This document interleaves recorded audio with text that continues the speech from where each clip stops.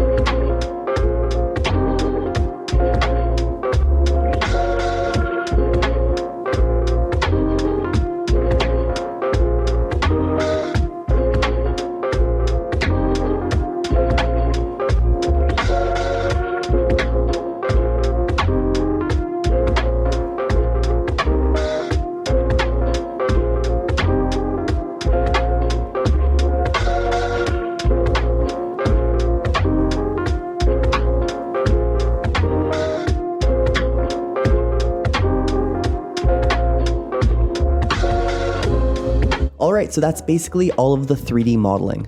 Now just before we jump into Substance Painter and start texturing, I'm going to go over exactly how I did those UVs and how I prepared this for Substance Painter. Now if you're interested in seeing this video in real time and you want to see the whole UV mapping process, there will be a video that I will be uploading to my Patreon page, so if you're interested, check out the link in the description below. Alright, so now let's just go over exactly how I did these UVs. Alright, so here's a model in its finished form. Now I did add a few small things, nothing really too major. I just added some small little bolts at the very front here, and I just made sure to duplicate the other ones we created earlier to these little pieces of metal as well. But everything else is basically the exact same. Now I decided to break this thing up into 2 different groups for the 2 different textures applied. Now I really could have easily just made one texture for this whole model, but just because I added this stool and these extra objects on the side, I just decided to split it up into 2 to try to get a little bit more resolution out of those final renders. Now one other small thing I did was just modify these brushes. I wanted to have a little bit more variation, so I just basically squished one nice and thin and made this one slanted just so they all looked a little bit different and not the exact same. So on the very first group and texture is just a stool and the painting and all these small objects. So in my UV editor, you'll see how I laid these UV shells out. I made sure to make this painting obviously nice and straight so it wasn't curved or didn't have any warping in the image.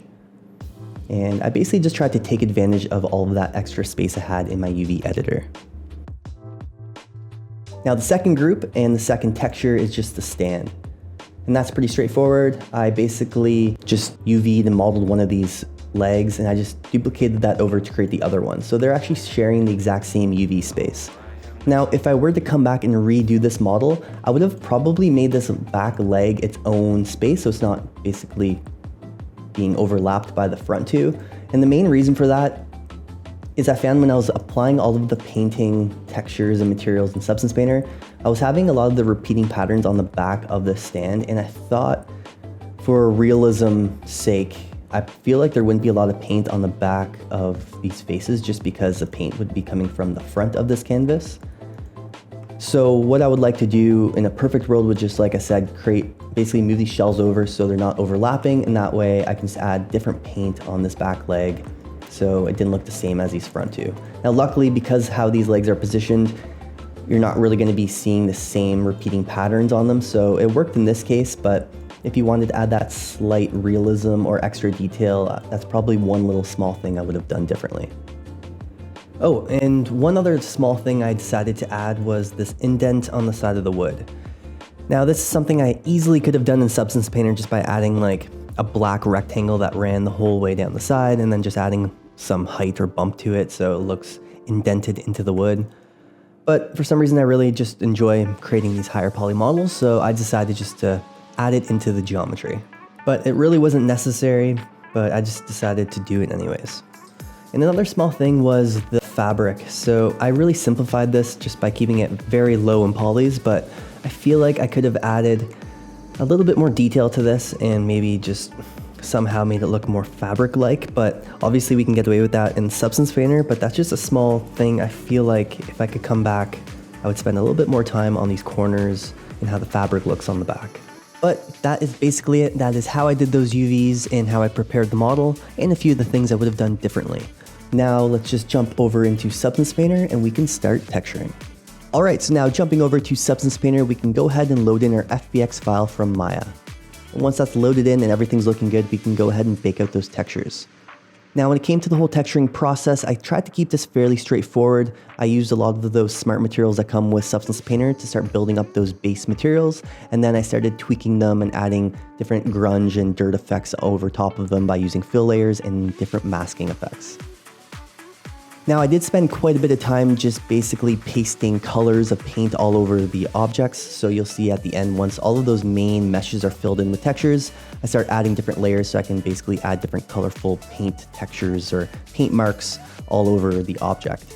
Now I usually use black masks when I work with Substance Painter if you're familiar with any of my models or any of my videos, but in this case I thought white masks would work much easier. Basically all I did was just using a masking effect to create some grunge, I just used a fill layer to create a colorful paint color, and then using that masking effect, I could throw on different colorful paint marks all over the objects. And I didn't want it to look too covered in paint. I didn't want the artist to look too messy, so basically by adding a white mask, I can go ahead and start removing some of those marks and painting effects wherever I wanted them.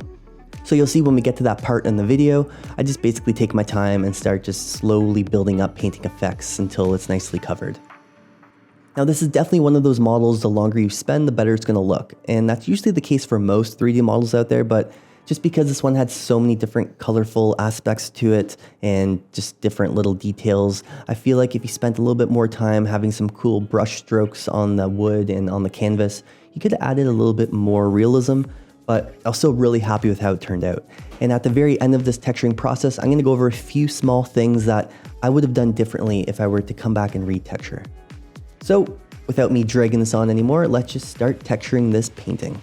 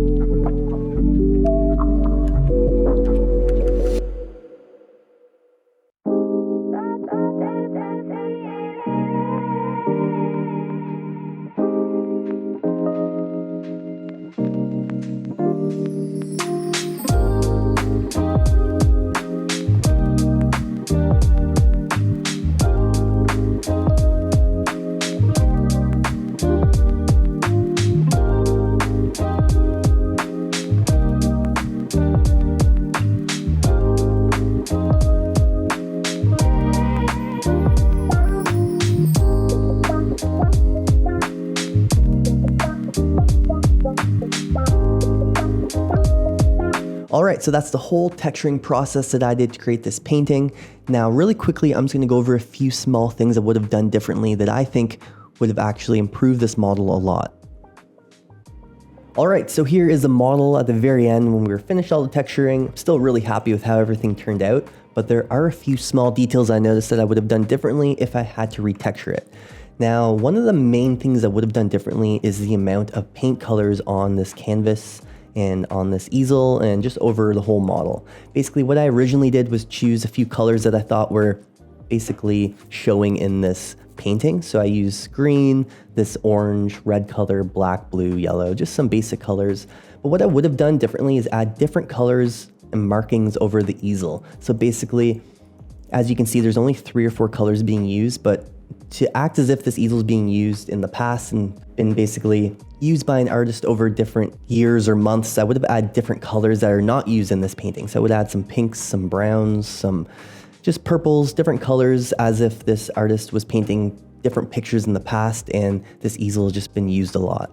I would have done that on the cloth as well, just to add a little bit more variation in color. But like I said, it's a small detail, but I think those tiny little details would have gone a long way. And looking back, I think one extra thing I would have added is just basically the material on this stool. I like the wood stool and it's nice, but because there's a wood easel right beside it, I think if we had a painted stool, it just would have looked maybe better. It's something I definitely should have experimented with instead of just throwing a wood texture off the start and just going with it. Now, as you can see, I did alter the color a little bit. It was more lighter brown originally, and I decided to make it more like red or a darker wood color, just so it didn't look too accurate or too similar to the easel wood color. But like I said, that's one thing I would have experimented more with, just having maybe a worn out painted stool that's more worn on the top from putting items on it, just to make it look a little bit more interesting. However, I'm still really happy with how it turned out. But that's basically everything. That is the whole texturing and modeling process that I did to create this unfinished canvas. Once again, really big shout out to Emmanuele for inspiring this week's video. And if you'd like to see this whole video in a real-time pace, as well as seeing the whole UV mapping process, I will be uploading that video to my Patreon page, which you can find in the link in the description below. If you like seeing these videos and you want to see more 3D models, hit that subscribe button. It really helped me out. We're so close to 10,000 subscribers. And don't forget to hit that bell icon so you can be notified when my next video is uploaded. Anyways, thanks so much for tuning into this week's video, and I'll catch you guys in the next one.